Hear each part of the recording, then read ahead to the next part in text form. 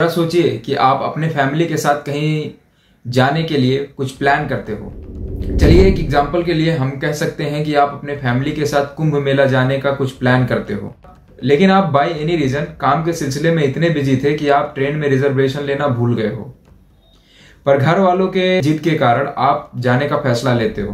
अब जब आप ट्रेन में जाते हो तो आपको उतनी ही सीटें खाली मिलती हैं जितने लोग आप गए हुए होते हो। पर जब आप उस सीटों को लेने के लिए आगे बढ़ते हो तो आपको ये कह के रोक दिया जाता है कि वो सीटें किसी व्यक्ति विशेष के लिए आरक्षित हैं और आप उस पर नहीं बैठ सकते। फिर वो सीटें आपको नहीं मिलती हैं और आपको पूरे रास्ते फर्श पर बैठ के जाना पड़ता है। खैर ये एक हाइपोथेटिकल स्टोरी ही है, असल जीवन में इसका कोई महत्व नहीं है। So hello everyone, welcome back in my new video, जिसमें हम बात करने वाले हैं आरक्षण के बारे में। And there is another thing that the government likes to distract it. आरक्षण तो ये एक ऐसा शब्द है कि अगर इसका कहीं नाम भी ले लिया जाए तो इस पे बहस खत्म होने का नाम नहीं लेता।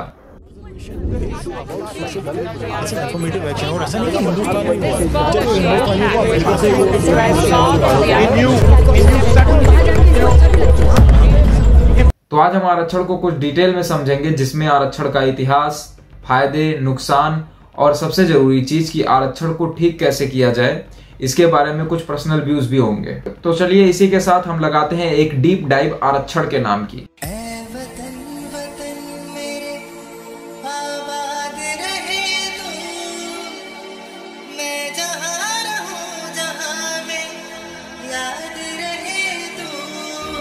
तो बहुत ही शॉर्ट में सबसे पहले हम कवर करने वाले हैं आरक्षण के इतिहास को।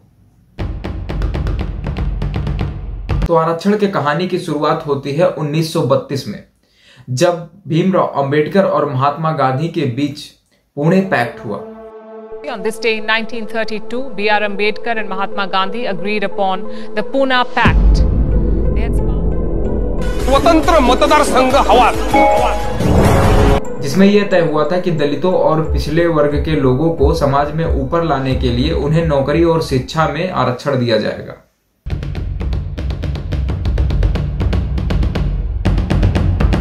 जिसके बाद 1950 में भारतीय संविधान लागू किया गया। इसका पूरा मकसद था कि उन लोगों को ऊपर लाना जिनको सदियों से दबाया गया था। लेकिन तब शायद किसी ने नहीं सोचा था कि आरक्षण इतना लंबा खिंच जाएगा कि आने वाली पीढ़ी को पूछना पड़े कि ये खत्म कब होगा।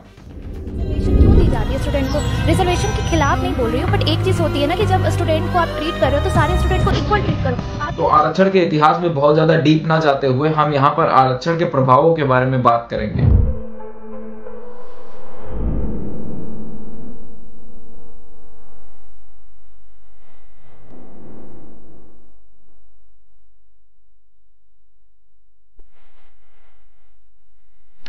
Breaking news coming in, 3 Dalit boys were stripped and beaten by locals in a village in Chhattisgarh.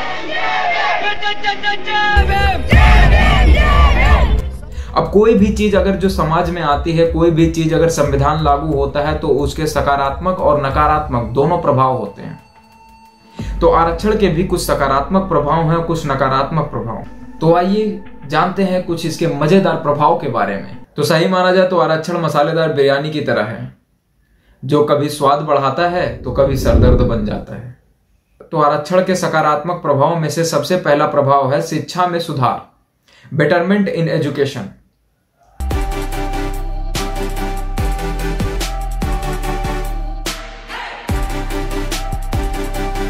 सालों पहले जो लोग स्कूल के आसपास भी नहीं जाते थे, वो लोग भी आजकल अच्छे अच्छे स्कूलों और कॉलेजों में पढ़ रहे हैं। दूसरा प्रभाव है सरकारी नौकरियों में प्रतिनिधित्व, participation in the government jobs. और तीसरा सबसे बड़ा सकारात्मक प्रभाव है सामाजिक बदलाव। पिछड़े वर्ग में जिनकी पोजीशन अच्छी हो गई वो आरक्षण छोड़ने को तैयार नहीं है। तो अभी बारी है नकारात्मक प्रभाव के बारे में बात करने के लिए। हर एक सिक्के के दो पहलू होते हैं, पॉजिटिविटी और नेगेटिविटी।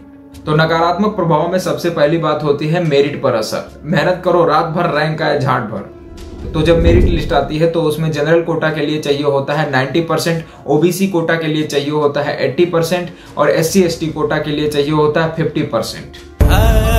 और अगर आप मैनेजमेंट कोटा से हो तो आप तो हमारे दामाद हो। मैं भी यूपीएससी की तैयारी करी, मेरी फ्रेंड भी यूपीएससी की तैयारी करी, उसकी 60% में सिलेक्शन हो रही है और मेरी 80% में सिलेक्शन नहीं हो रही है। आरक्षण का दूसरा सबसे खतरनाक प्रभाव है जातिगत राजनीति।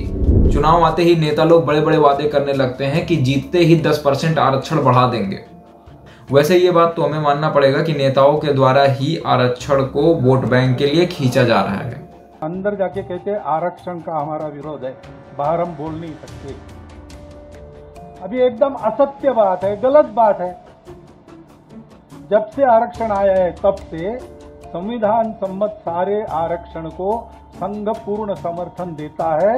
एसटी, एससी, ओबीसी और सामान्य वर्ग के जो गरीब लोग हैं उनका जो आरक्षण है।